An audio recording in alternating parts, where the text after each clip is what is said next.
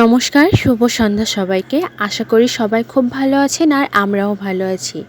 যে যেখান থেকে আমার এই ভিডিওটি দেখছেন সবাইকে স্বাগত জানিয়ে শুরু করছি নতুন আরেকটি ভিডিও।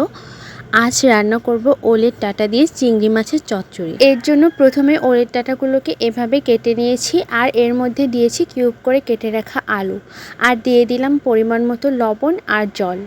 এবার কিছুক্ষণ এটাকে আমি সিদ্ধ করে নেব।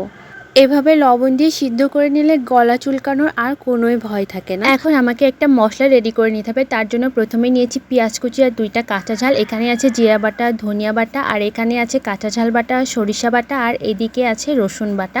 এর সাথে অল্প একটু পেঁয়াজও দেওয়া ছিল।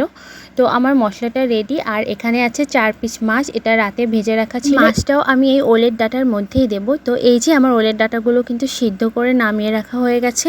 এখন আমি দিয়ে দিচ্ছি কড়াইতে পরিমাণ মতো তেল আর অপেক্ষা করতে হবে তেলটা গরম হওয়ার জন্য। তেলটা যখন গরম হয়ে যাবে তখন এর মধ্যে দিয়ে দিতে হবে ওই পেঁয়াজ কুচি আর গোটা কাঁচা ঝাল 2টা। তো এবার আমি একটু নেড়ে নিচ্ছি, মানে যতক্ষণ না কালার আসে। এটা একটু ভাজা ভাজা হয়ে আসলে তারপর অন্য সব মশলা এর মধ্যে দিয়ে দিলাম। এটা অ্যাড করে কিছুক্ষণ কষাতে হবে। এই মশলা কষানোর ব্যাপারটা কিন্তু অবশ্যই একটু ধৈর্য নিয়েই কষাতে হবে, না হলে কিন্তু মশলা থেকে কাঁচা গন্ধ আসবে। তো এবার আমি দিয়ে দিলাম এর মধ্যে পরিমাণ মতো লবণ আর পরিমাণ মতো হলুদ। এবার এই লবণ হলুদটাও আমি মশলার সাথে খুব ভালোভাবে কষিয়ে নিচ্ছি। যতক্ষণ না মশলা থেকে তেল উঠে আসবে ততক্ষণ পর্যন্ত এটা কষাতে হবে। এবার আমি দিয়ে দিলাম অল্প একটু পরিমাণ চিনি। এটা স্বাদটা ব্যালেন্স করার জন্য দিতে হবে, মানে দিলে ভালো হয়, তবে যাদের ডায়াবেটিস আছে তারা এটা অ্যাভয়েড করবেন। আর দিয়ে দিলাম এখন এর মধ্যে গরুর দুধ, তবে আপনারা চেষ্টা করবেন নারকেলের দুধটা ইউজ করার। আমি প্রায় নারকেলের দুধ দিয়ে রান্না করি দেখে আমার অনেক ফ্রেন্ডরাই আমাকে বলে যে দিদি এটা গরুর দুধ দিয়ে রান্না করলে হবে না। তাদের জন্যই আমি এটা গরুর দুধ দিয়ে আজকে রান্না করছি। আসলে সব সময় তো আর হাতের কাছে নারকেল পাওয়া যায় না, তাই না? সেক্ষেত্রে অল্টারনেট হিসেবে গরুর দুধ দেওয়াই যায়। তো আমি এখন দিয়ে দিচ্ছি সেই সিদ্ধ করে রাখা ওলের ডাঁটাগুলো। আর আমি কিন্তু এর মধ্যে কোনো জলই অ্যাড করব না, এটা দিয়েই রান্না হয়ে যাবে। তো এভাবে করে নাড়তে হবে। নাড়ানাড়ির এ পর্যায়ে এসে আমি কিন্তু চিংড়ি মাছটা এর মধ্যে দিয়ে দিলাম। আর এই চিংড়ি মাছটা কিন্তু খুবই হালকা করে ভাজা, খুব ডিপলি ভাজলে এর ভিতর মশলাটা যায় না। তো এবার আমি ঢাকনাটা দিয়ে দিলাম আর এভাবে অল্প আছে এই রান্নাটা করে নিতে হবে।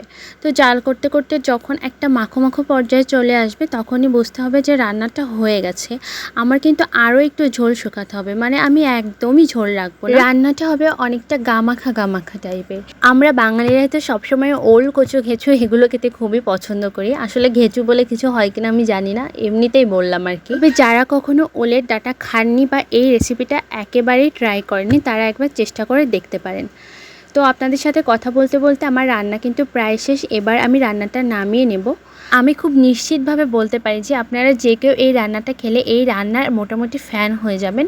তো আজকের ভিডিওটা এমনিতেই অনেক বড় হয়ে গেছে, আর খুব বেশি বড় করতে চাচ্ছি না। সবাই সুস্থ থাকবেন, নিরাপদে থাকবেন, সাবধানে থাকবেন আর অবশ্যই আমার পাশে থাকবেন। আর রান্নাটা কেমন হলো কমেন্ট বক্সে জানাতে কিন্তু ভুলবেন না। আবার দেখা হবে অন্য কোনো দিন অন্য কোনো নতুন ভিডিওতে। তো টাটা সবাইকে।